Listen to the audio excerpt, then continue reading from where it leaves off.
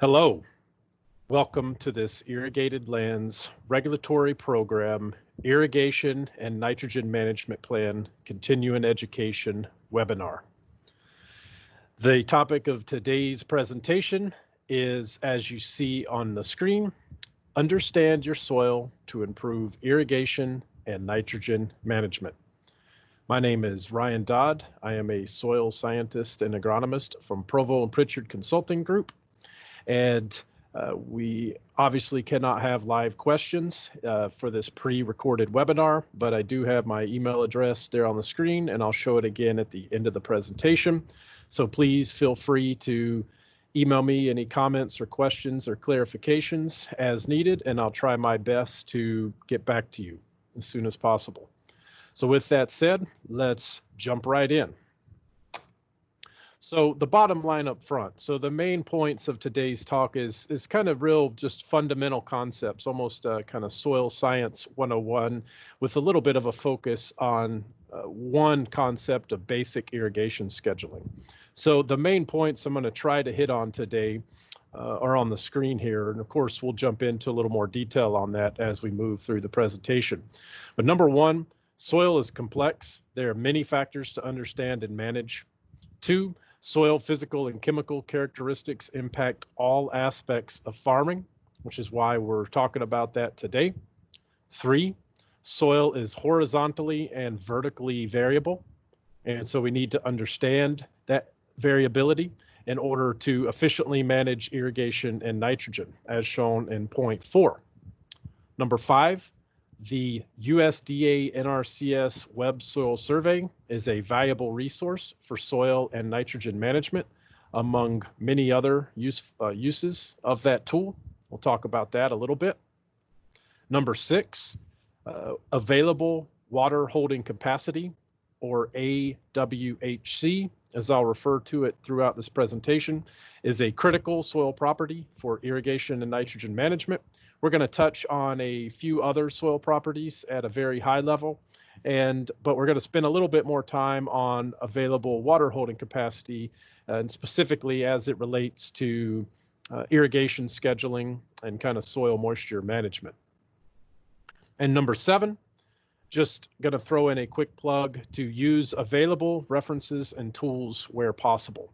The Web Soil Survey is certainly one of those, and I'll briefly introduce a few. Not going to be able to get into those in any detail in today's talk, but at least you'll have the links, and we'll get into those in future presentations. So let's jump in. Start real basic here at the bottom floor. What is soil? I think this is pretty obvious. It's soil, it's dirt, it's the ground that we walk on, it's the where our crops are growing in, is a very diverse ecosystem, and there's a lot of complexity to it, as I mentioned on the previous slide. So one of the things I'm going to try to communicate during today's talk is just to get our minds thinking a little bit that it's not necessarily just one uniform, homogeneous substance or material beneath our feet and the ground that we walk in. It can be pretty dynamic. It varies by where you're at on the earth, or what state or what region or what elevation you're at, and it's highly variable, but it's dynamic. So we could have these horizons here, as you kind of see in these cartoon drawings. You get horizons or layers, so you can have lots of different layers, and each one of these horizons have different properties that we must manage to. And here's another cartoon that kind of shows some roots going there, and where these roots are is very important. We're going to talk about that a little bit more, and just the variability. So this is more just explaining the vertical variability. There's also horizontal variability, and so when we're talking about soil, we have to have some basic understanding of these properties in order to efficiently and appropriately manage our soil, in this case, for irrigated agriculture.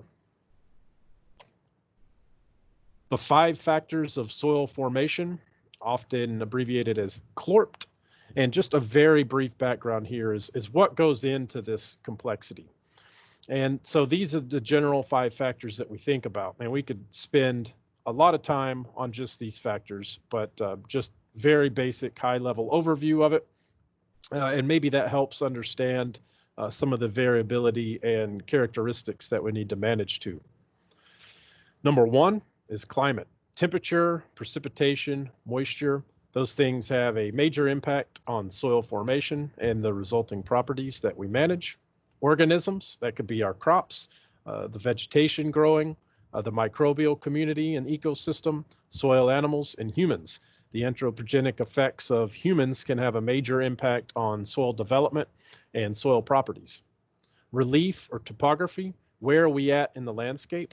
Are we on the side of a steep slope of a foothill or a mountain range? Are we in the floor of the Central Valley? What aspect? Those things can also have a big impact on soil formation and soil properties. Number four, parent material, geologic or organic precursors to soil. So parent material has a major impact. Do we have more of a residuum or a soil that kind of formed in place on top of bedrock? Or do we have a more alluvial soil like we have in much of the Central Valley? Both of those soil forming factors have a big impact on the properties of that soil. And five is time. Parent materials forming soil over geologic time.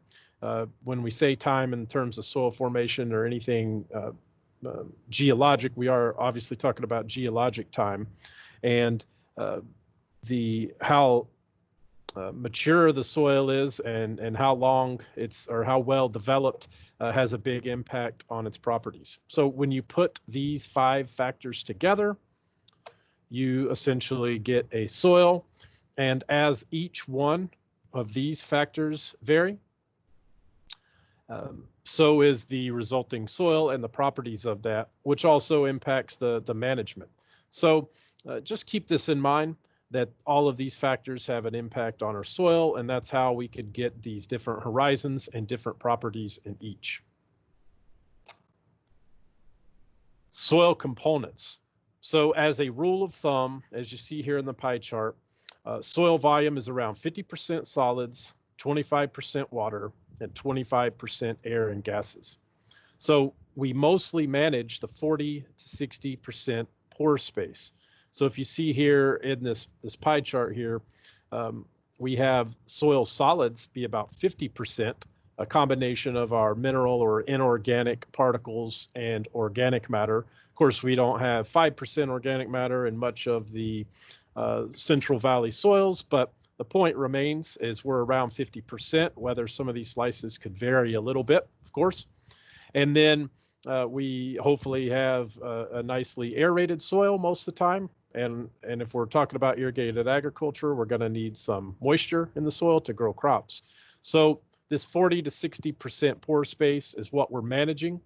We can't have such a big impact on the inorganic or organic fractions of the soil to some extent, but it's very difficult to significantly change your organic percentages or your content in your soils substantially. So we're mostly managing this pore space, especially in terms of our moisture or irrigation management. So understanding physical and chemical soil characteristics. Why is it important to understand these characteristics of our soil? Well, in this context that we're talking about today, these characteristics impact every aspect of irrigated agriculture. So it's important considerations when buying new ground. What is the productivity of that soil, or what is the potential limitations that it's going to have? What is a class 1 versus a class 8 soil? What is its natural fertility and drainage? Now, these are things that we're going to have to manage indefinitely that we can't necessarily make significant changes to. There could be major soil erosion issues, which is a major consideration when we're talking about buying new ground or making various changes to existing ground, cropping and those type of things. The characteristics of our soil directly impact daily irrigation management and monitoring, kind of a focus of today's talk. What is our root zone? we need to understand that. That's kind of more of a function of our crop, but soils also can significantly impact our root zone, such as hard pans. So that's a major consideration. It could impact our irrigation soil or type in terms of do we have a more heavy or a light soil, and that should probably go into what type of irrigation system we're considering if we're reevaluating that or considering redeveloping some ground. It certainly could have a big impact on the design of your irrigation sets. Maybe if just to say kind of a more extreme way, if we have a sand streak or a sandy area and a much more clay area, then maybe we want to design our irrigation sets around that to some extent, because both soils should probably not be irrigated in the exact same way. And of course, as a result of that, it impacts our irrigation scheduling. I mentioned available water holding capacity, or AWHC, before, and we're going to talk about that a little bit more. And so this could, your soil can have a daily impact on your irrigation management decisions. There are soil permeability considerations, or saturated hydraulic conductivity, basically the rate of which this soil is going to transmit water can have significant impacts on irrigation management, among other things. And in addition to that, anything that impacts our irrigation management also directly impacts efficient nitrogen management. So when I'm talking through these irrigation items today, most you folks are pretty familiar with this by now, but just a reminder that nitrate nitrogen, which is going to be the predominant form of nitrogen in most of our soils in the Central Valley, it moves with water. So if we're not efficient with our irrigation water and our soil moisture, we can't be efficient with our nitrogen. So therefore, anything that has an impact on irrigation also has an impact on our nitrogen and other things, salinity. And that's an input concern and a bottom line profitability concern. But increasingly, there's also regulatory considerations. You're at an Irrigated Lands Regulatory Program webinar for continuing education units, or just a general technical review of some of these items. But nitrates and groundwater is a major component of why we have many aspects of the Irrigated Lands Regulatory Program. So these considerations are important, and it all goes back to understanding our soil and to better manage all of these items, among others. We're just kind of hitting the high level here. So I've spoken a lot about soil variability, quite a bit, and I've kind of introduced horizonation. So we should be thinking about that. We don't just have a homogeneous, uniform soil beneath our feet. In a lot of the Central Valley are the alluvial soils more uniform than other parts of the world? Absolutely, that is true, but we definitely still have vertical variability, and that impacts our management. So we need to be thinking that about this horizonation and the variability vertically. All these horizons mean different things. You could have kind of more of an organic layer, or an A horizon, where most of our organic matter is, and most of our microbial activity and nutrient transformations, basically most of the activity. And then we could pick up clay content as we move down the soil, and kind of less activity, less roots. And then we could get down to lower horizons, C horizons, and such that where in terms of our root zone and irrigated agriculture, where there's not a lot going on there, and it's not something that we're necessarily actively managing, because once our irrigation water or nitrogen gets beyond this root zone, for the most part, we no longer have control of that as growers and advisors. So we kind of focus on this area, and so we need to understand this area. And by this area, I mean the root zone. And of course, soil can be, these are cartoons, kind of from textbooks, just to conceptually understand these things. But in nature, there is a lot of variability, and it's incredibly dynamic depending on where you're at. So you could have more, soils like this with lots of organic matter, lots of horizonation, multiple layers, multiple colors, and each one of these things may require some slightly different management, may hold different amounts of water, may transmit water at different rates. There could be a hard pan like I'm talking about that we need to understand. And so having some type of understanding of this is useful. And of course, there's extreme examples. Again, not going to see this in much of the Central Valley, but we could have all kinds of crazy dynamic things going on in our soil. So we just need to have some basic understanding of that so that we could adjust our management to that variability. If it's a lot or if it's a little, we still need to know that and adjust our management accordingly.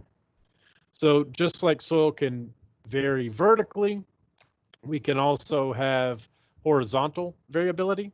And so this would be represented by soil maps. As you see, each one of these delineated polygons here are different soil map units designated by these map unit symbols or numbers, or you could have various different labels. But the point being here is that we have this variability not only vertically, but also across the landscape. So it's a three-dimensional system, and we try to represent it in the best way we can with various maps and diagrams and data and different things. So it's very difficult. These soil maps that we often think about are not perfect, but we still need to understand them, derive what information we can from them, and then use that to inform our management. So this is a pretty complex example here, but if I drill down to a slightly more zoomed in area, we can see all these different polygons. And so as we move across from one area to the next, we could have different rates of permeability characteristics. We could have different available water holding capacities, different soil texture, different organic matter contents, et cetera, et cetera. And so the bottom line is we just need some way to understand these soil characteristics. I mentioned a lot, mentioned some terms: soil texture, color, available water holding capacity, hard pans, and other things, but haven't quite introduced some of the important soil characteristics in a little more detail. So this slide just provides an overview of some of the items. Again, this is only kind of an introduction to a couple of these topics today, but we could get much more in depth on all these items. But kind of the topics in red on the slide is what we're going to focus on, specifically the available water holding capacity. But there's many, many things to understand with their soil, which is why the first point of the slide was, soil is complex. There's soil texture, soil structure, soil color, available water holding capacity, permeability, bulk density, all the various chemical properties, what is our pH, et cetera, has an impact. We need to understand. Hard pans is a big one. What is our kind of soil health or aggregate status, organic matter content, all this, and just a lot more. And all of this impacts our management. And so we're just going to step through a couple of those things briefly, and then drill down a little bit more on the available water holding capacity. Soil texture.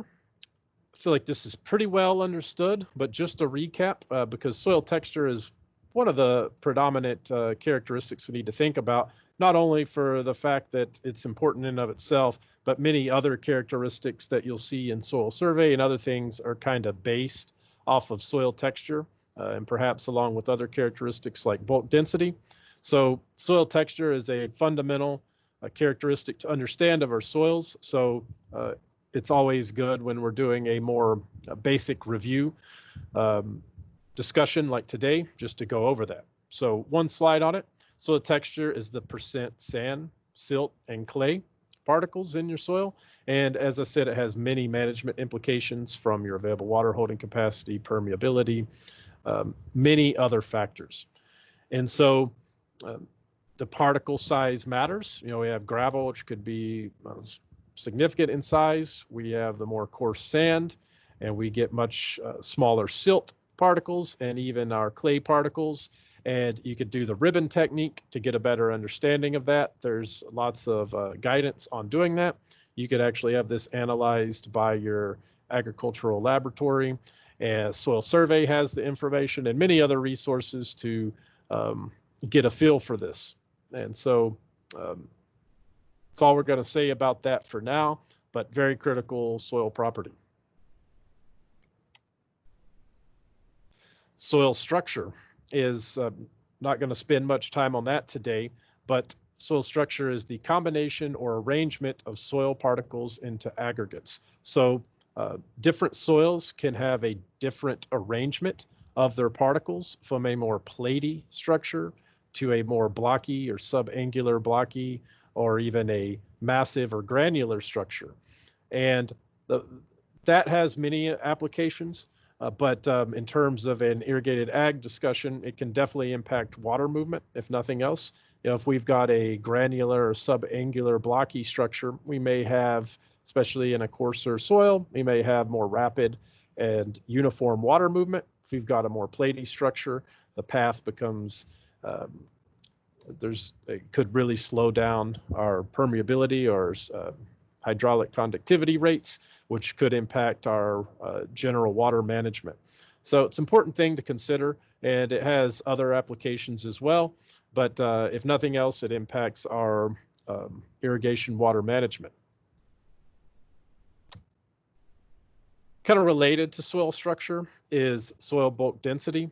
And I'll remind you of this slide that I showed earlier that said, typically in our soils, we have about 50% solids and about 40 to 60% pore space.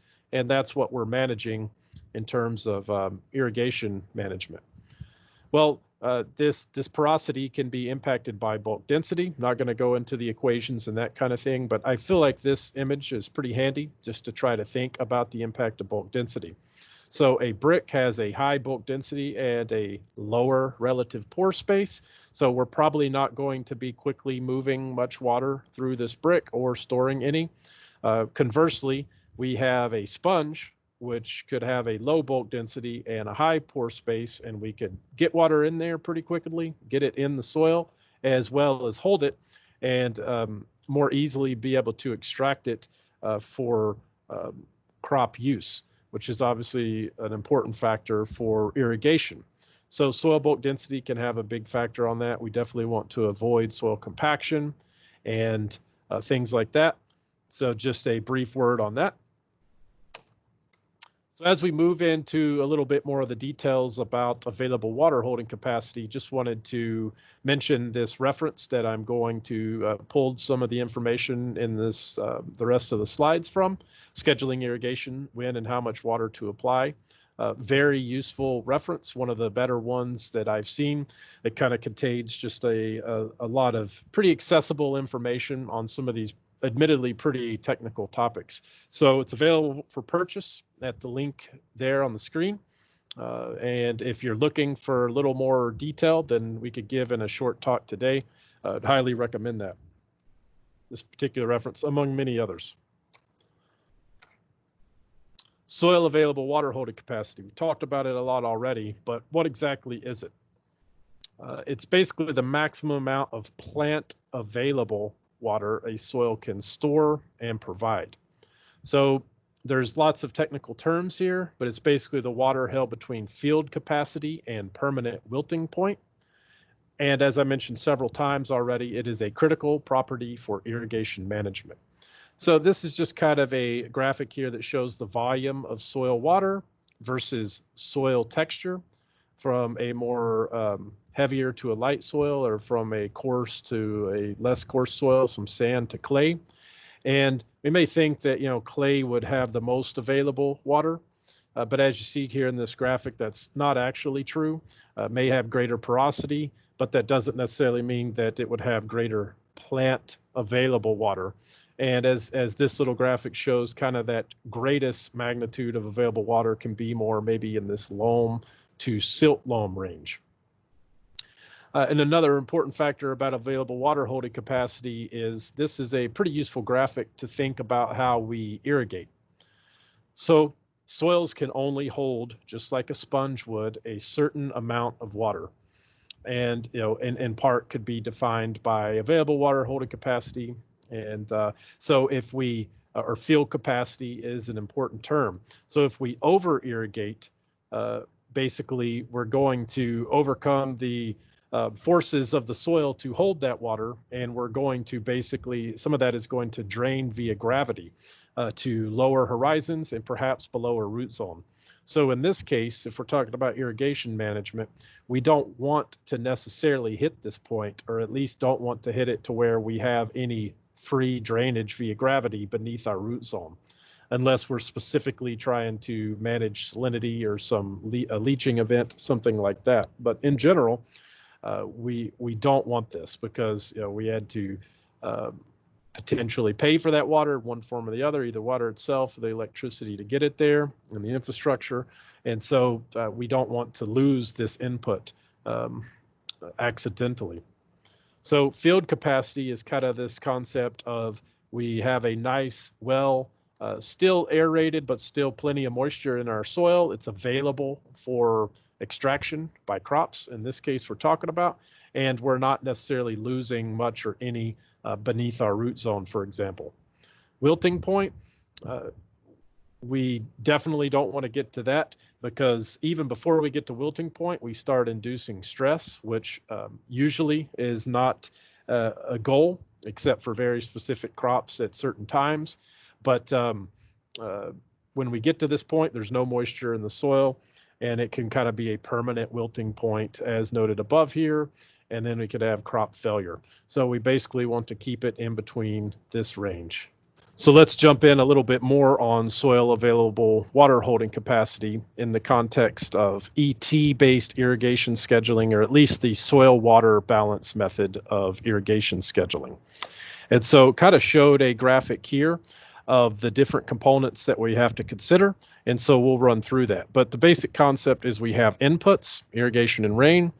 Or perhaps even some upward flow of groundwater in certain areas, and we have outputs via crop ET, evapotranspiration, maybe some runoff, and deep percolation.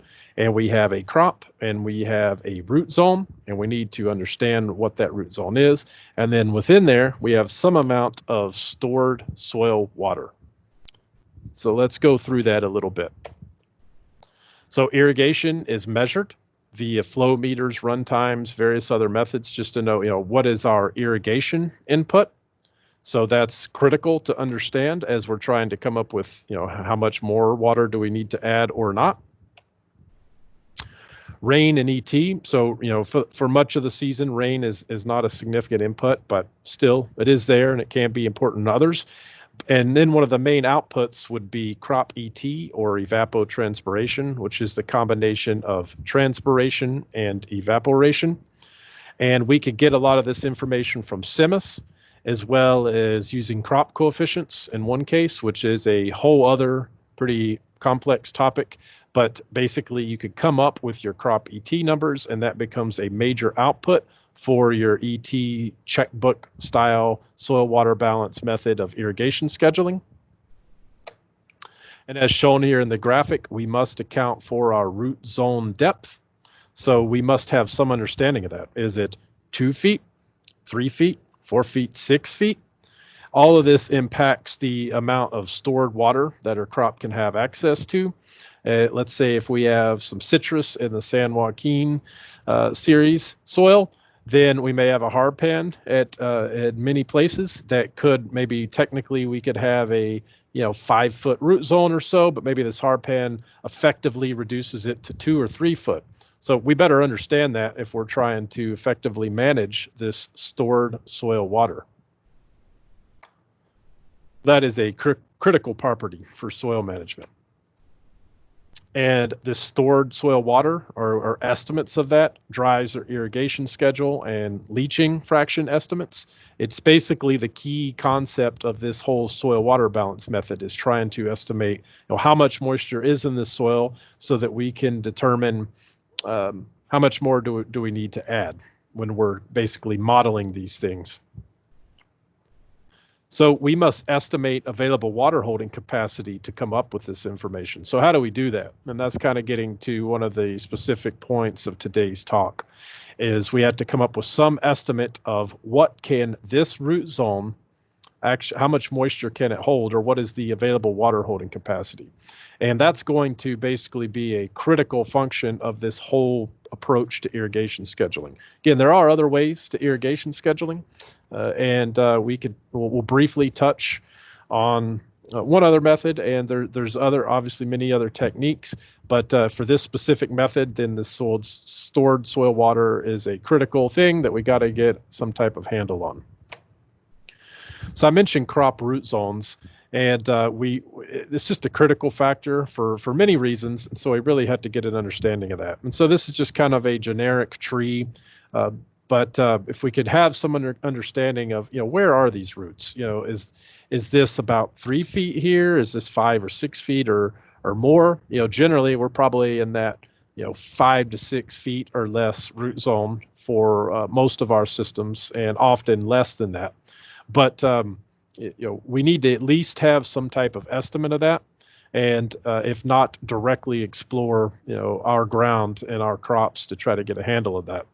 And not only that is, this graphic doesn't do the best job of showing this, but down here we see that, even if we technically have roots, 4, 5, 6 feet or more, generally the greatest amount of activity and uptake, comes from the more surface horizons. So kind of this little graphic just shows that, okay, in this example, we could have 40% of our active uptake coming from maybe the top foot or so, something like that. And then, yeah, we have a little bit more a little further down, but maybe only 30%, maybe 20%, and maybe 10% further down, and et cetera. So that could be an important consideration too, is just because we have a few fine roots far at the bottom doesn't necessarily mean that percentage-wise that there's a lot of active uptake there. So how do we come up with an estimate of our crop root zone depth?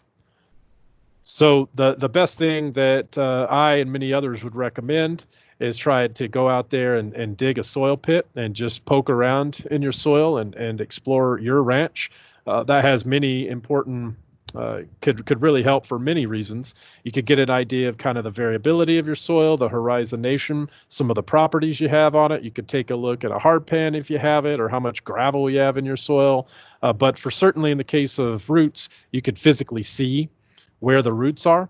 And so if you do this enough over the years, you could get a pretty good feel for your crop root zone. If you're, have various crop rotations, you need to understand that. If you have a more orchard system, then you could get an understanding, maybe a little more easy over time to get a understanding of your root zone depth. But go out there, dig around in the soil. It's probably the best way.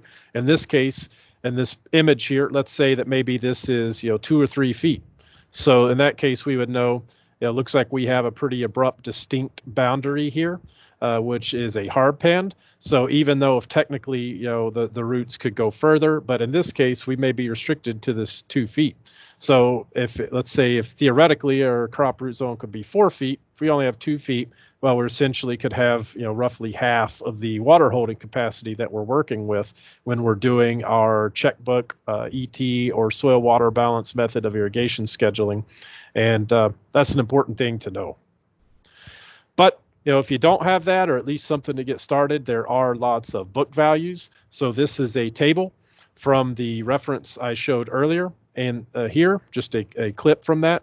And then I just retyped it in a table that you could better see here. And it has lows by crop, highs, and then I just took an average of that. So, at least, so in other words, there's book values to get you going.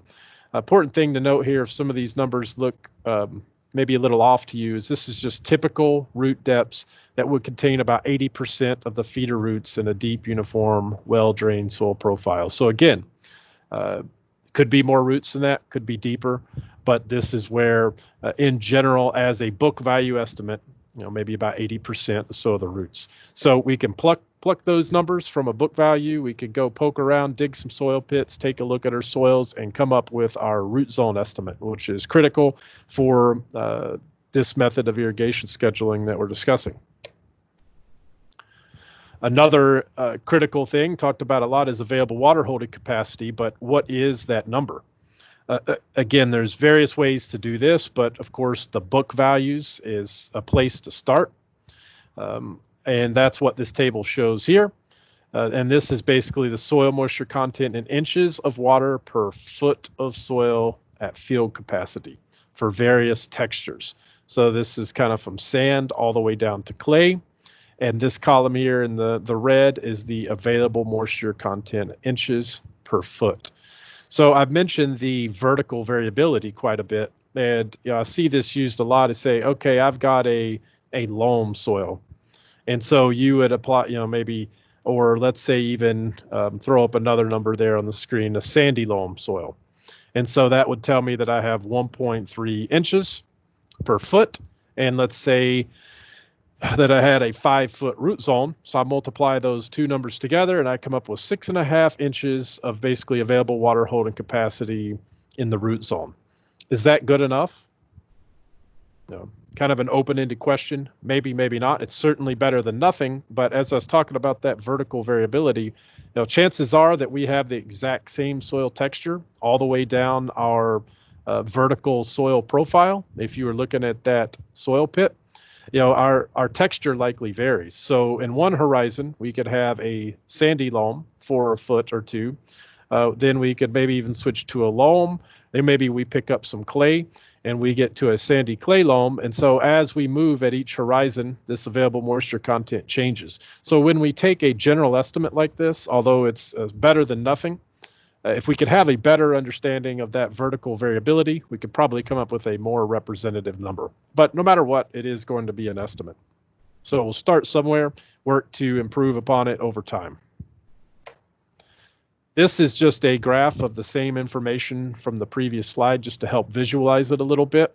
So here's our sandy loam. And to illustrate a point from a previous slide is, our clay textures don't necessarily have the highest inches of available water holding capacity per foot of soil at field capacity. You see that the clay is more around just above 1.5 inches or so. Actually, some of the highest numbers are more along this silt loam area, and even maybe the loam soil here, and even a silty clay loam. So just an important concept to realize. But basically, if this is just a graph of the previous numbers here from this table, and maybe it helps visualize it a little bit better of how available water holding capacity varies by soil texture. As to probably be expected, our sands hold less than our more loamy or clayey soils. So the basic idea of traditional irrigation scheduling that we often see and is a pretty commonly used concept, but like I said, certainly not the only one. And so we could use a soil water balance to model root zone moisture, which is kind of the concept here. And so I'm not sure if this is the best kind of analogy, but it could help to think about it maybe like a 5-gallon bucket.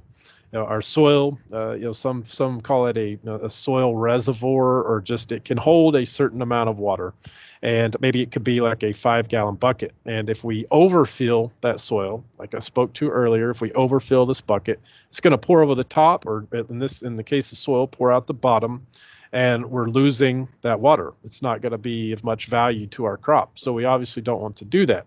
So this bucket, the volume of the bucket could be in some sense considered the available water holding capacity. So our goal for this irrigation scheduling would be to fill up the bucket to a reasonable amount near the top here, but not overfill it. And then at the same time, as the moisture in the bucket is being drawn down by the crop water use, at some point we need to make a decision about when we're going to fill it back up to the top. And so maybe that helps understand this concept a little bit. And so in this concept, how do we know when to initiate an irrigation again? You may have heard this term, a management allowable depletion, or a MAD, or a maximum allowable depletion. So this could kind of be our trigger of when to initiate another irrigation. And what is that number? It's usually 50% of available water holding capacity for many forage crops, but that definitely varies by crop. It could be as low as 15% for certain times of regulated deficit irrigation, or when we're purposely trying to induce stress, or it could even be as high as 90% in at certain crop stages, or certain crops or certain irrigation systems. And so that's an important value here. And so we'll look at this graphic now that we've kind of introduced that concept. So if we're thinking about this bucket, this could be the equivalent of the bucket here.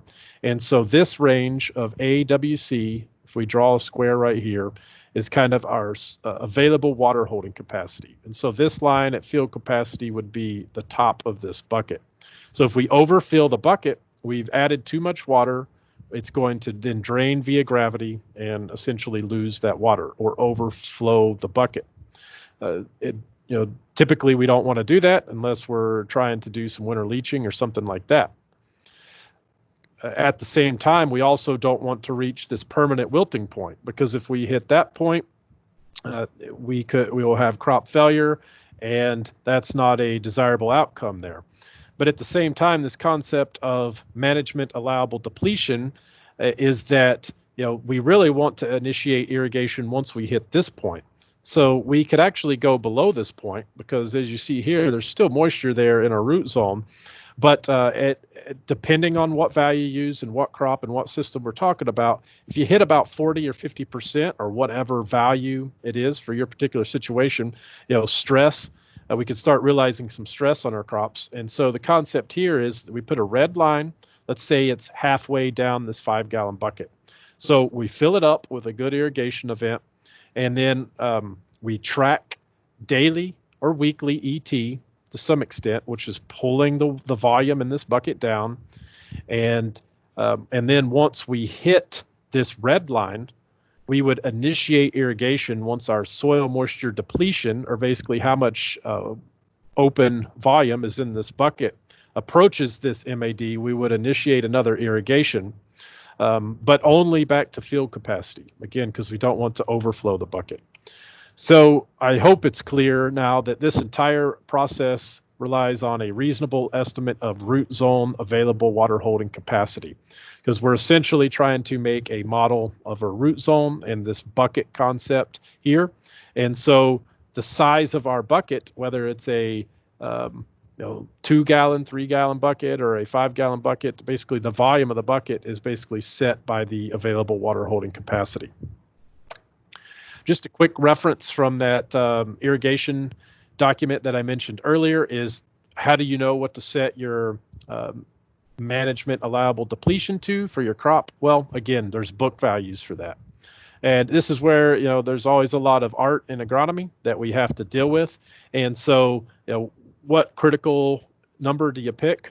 That's going to be up to your specific situation and your judgment. But we definitely have some book values to start with. And like I said, typically, certainly in the more row crop, forage crop systems would be about 50%, but it definitely varies, as I mentioned.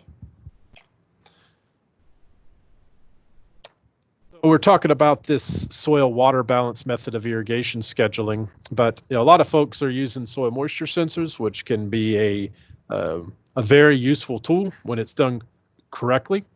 And so how does that work? If we could take a very basic example here, and it's actually related to the concepts we just talked about, available water holding capacity, this refill point, or this maximum allowable depletion, and field capacity and permanent wilting point.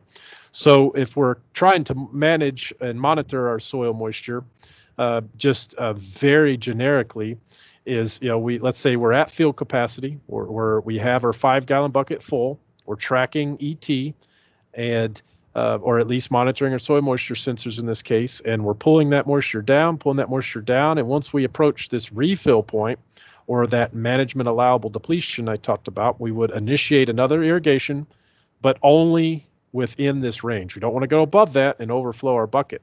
And then we just repeat that process.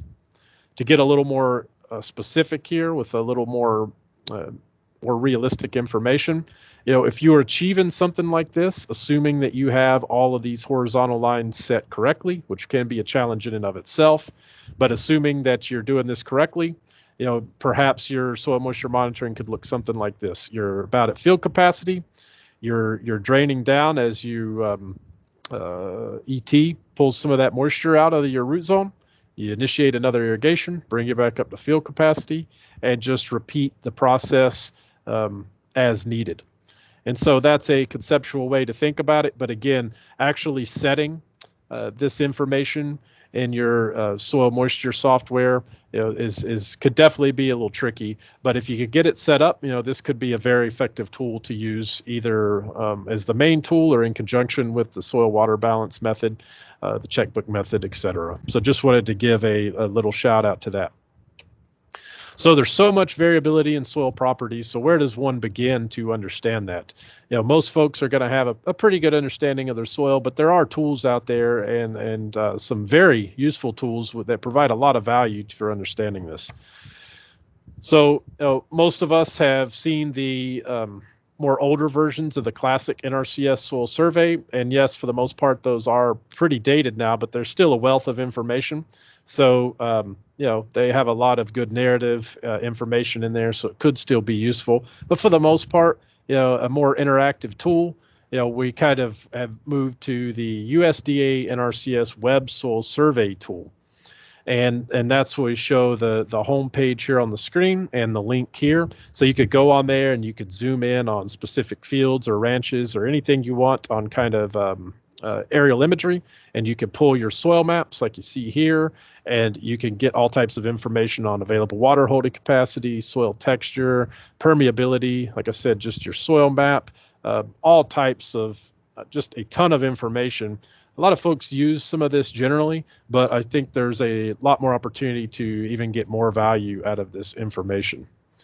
So what are the general steps for web soil survey? So not going to go into these, but they're there just to get you started. This is not a webinar on how to use web soil survey, but just provided some high level guidance there. Basically hit the start button, go through, delineate your area of interest or what field you want to work with, and then you click through the options to get the soil reports and properties that you want. And so once you do that, you could get your soil map. Like for this ranch here, you could see that I've got these different map unit symbols, or these numbers that correlate to these soil mapping units or soil series here.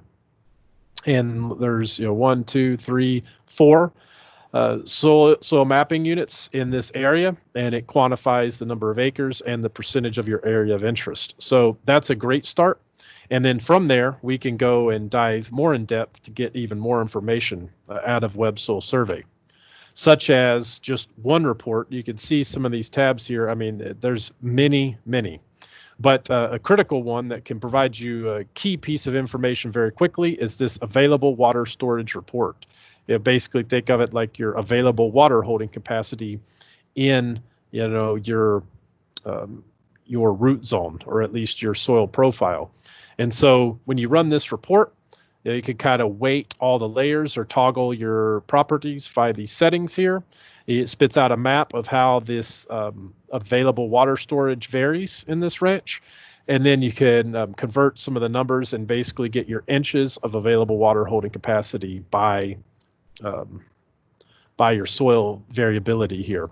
And this is very useful because we're not just assuming that our soil was a loam from the surface all the way down to 5 or 6 feet. This is kind of accounting for that vertical variability that we're dealing with, and kind of adding up those layers and giving you a hopefully more precise number that you could then plug into your soil water balance irrigation scheduling tools.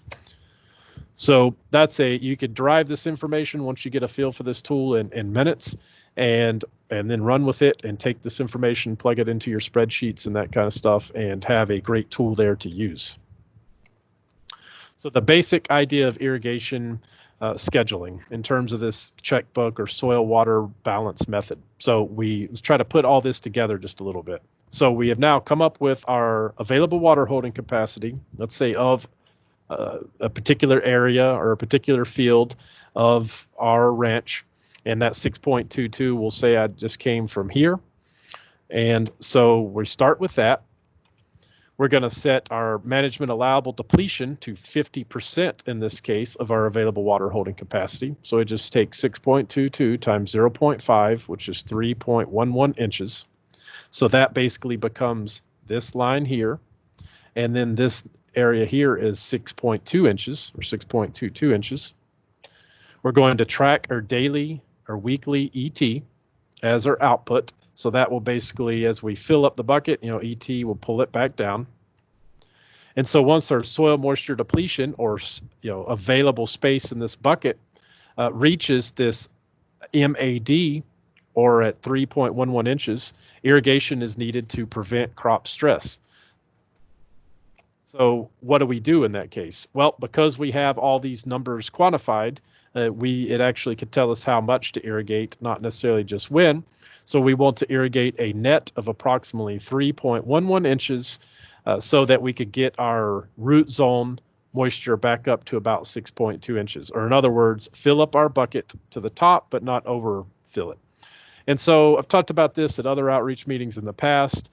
We can't just irrigate effectively 3 inches or 3.11 inches. We actually have to scale that number up, just like we do for our nitrogen rates for that term nitrogen use efficiency.